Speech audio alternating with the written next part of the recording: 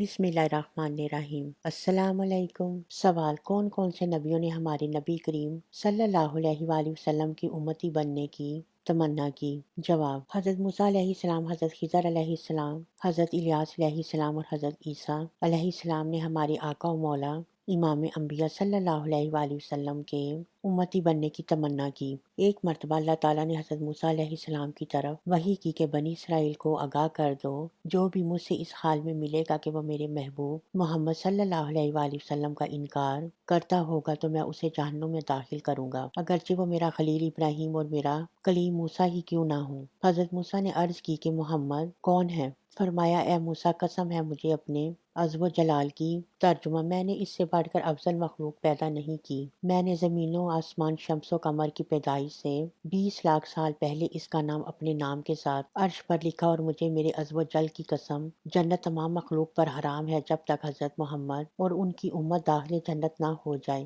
حضرت موسیٰ نے عرض کی: امت محمد کون ہے؟ فرمایا: اس کی امت حمد کرنے والی ہے، جو ہر نشیب و فراز اور ہر حال میں اللہ کی حمد بیان کرے گی۔ وہ اپنی کمر کو باندھیں گے، وضو کریں گے، دن کو روزہ رکھیں گے، رات کو تہجد پڑھیں گے، ان سے تھوڑا عمل قبول کروں گا اور کلمہ شہادت کے بدلے ان کو جنت میں داخل کروں گا۔ عرض کی: اس امت کا مجھے نبی بنا دے۔ فرمایا: اس امت کا نبی انہی میں سے ہوگا۔ ترجمہ: عرض کی: مجھے اس نبی کی امت سے بنا دے۔ فرمایا: اے موسیٰ، تیرا زمانہ پہلے ہے، وہ امت بعد میں ہوگی، لیکن تجھے اور اس امت کو دار خلد میں جمع کر دوں گا۔ حضرت انس رضی اللہ تعالیٰ عنہ سے روایت ہے کہ ایک رات میں نبی کریم صلی اللہ علیہ وآلہ وسلم کے ساتھ طہارت کا سامان لیے نکلا، ایک ندا دینے والی آواز آئی۔ حضور نے فرمایا: اے انس سن، میں نے سنا کہ وہ ندا دینے والا کہہ رہا ہے: اے اللہ، مجھے خوف سے نجات دے۔ رسول خدا نے فرمایا: کاش یہ اس کے ساتھ والی بات بھی کرتا۔ وہ آدمی حضور علیہ السلام کے ارادے سے آگاہ ہوا اور اس نے کہا: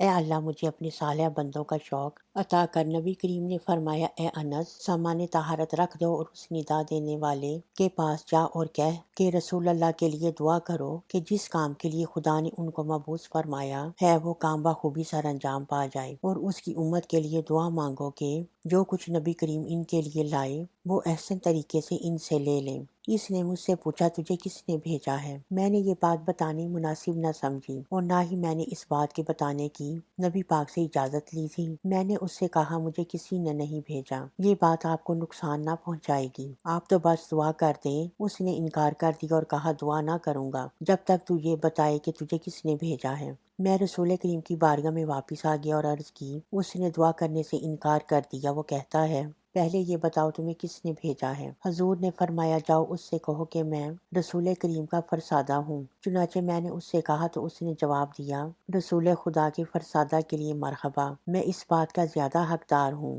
کہ رسول خدا کی بارگاہ میں حاضری دوں۔ میری طرف سے رسول خدا کو سلام کہو اور کہو: یا رسول اللہ، حضرت خضر علیہ السلام آپ کو سلام کہتے ہیں اور کہتے ہیں کہ خدا تعالیٰ نے آپ کو نبیوں پر اس طرح فضیلت دی ہے جیسے رمضان کے مہینے کو تمام مہینوں پر، اور آپ کی امت کو تمام امتوں پر اس طرح فضیلت دی ہے جیسے جمعے کے دن کو تمام دنوں پر۔ حضرت انس فرماتی ہیں: جب میں حضرت خضر علیہ السلام کو چھوڑ کر واپس ہوا تو حضرت خضر علیہ السلام کو یہ دعا مانگتے سنا: اے اللہ، مجھے اس امت میں سے بنا دے۔ حضرت انس رضی اللہ تعالیٰ عنہ فرماتے ہیں کہ میں ایک غزوہ میں ہم نبی کریم کے ساتھ تھے، دوران سفر ہم نے آواز سنی کہ کوئی کہہ رہا ہے: اے اللہ، مجھے حضرت محمد صلی اللہ علیہ وآلہ وسلم کی امت میں سے بنا دے، وہ امت جس پر تیری رحمت نازل ہوتی ہے، جس کے لیے تیری مغفرت ہے، جس کی توبہ قبول ہے اور جس کی دعا قبول ہے۔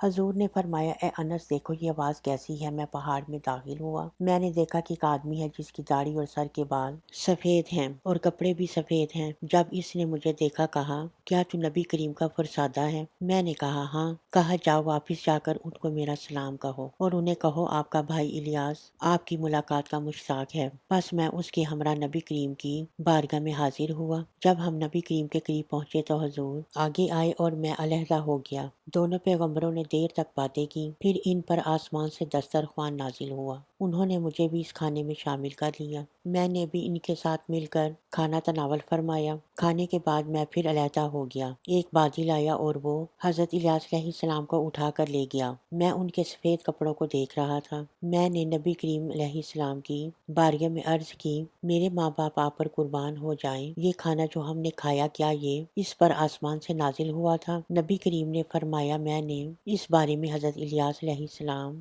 سے دریافت کیا تھا۔ انہوں نے فرمایا، ہر 40 روز کے بعد جبرائیل یہ کھانا لے کر آتے ہیں اور ہر سال آب زمزم پینے کو، اور میں نے اکثر دیکھا ہے کہ آب زمزم کے کنویں سے ڈول بھر کر پیتا ہے اور اکثر مجھے بھی پلاتا ہے۔ ایک مرتبہ حضرت عیسیٰ علیہ السلام ایک بلند پہاڑ پر سیر و سیاحت فرما رہے تھے کہ اچانک آپ نے دیکھا کہ پہاڑ کی چوٹی پر ایک پتھر ہے جو دودھ سے زیادہ سفید ہے۔ حضرت عیسیٰ علیہ السلام نے اس کے ارد گرد پھر کر دیکھا اور اس کی خوبصورتی پر حیران ہوئے۔ اللہ تعالیٰ نے حضرت عیسیٰ علیہ السلام کی طرف وحی کی، کیا تو چاہتا ہے کہ میں تجھے اس سے بھی عجیب چیز دکھاؤں؟ عرض کی، ہاں۔ اتنے میں وہ پتھر پھٹ گیا۔ اس میں سے ایک بوڑھا آدمی نکلا جس پر بالوں کا لباس تھا اور اس کے سامنے ایک ڈنڈا تھا، ہاتھ میں انگور، اور وہ کھڑے ہو کر نماز پڑھ رہا تھا۔ آپ نے پوچھا، ہے بوڑھے یہ کیا ہے؟ عرض کی، یہ میرا روزانہ کا رزق ہے۔ پوچھا، کب سے یہ عبادت کر رہے ہو اس پتھر میں؟ کہا، 400 سال ہو گئے ہیں۔ حضرت عیسیٰ علیہ السلام نے عرض کی، یا اللہ، اس سے افضل مخلوق بھی تو نے پیدا کی ہے۔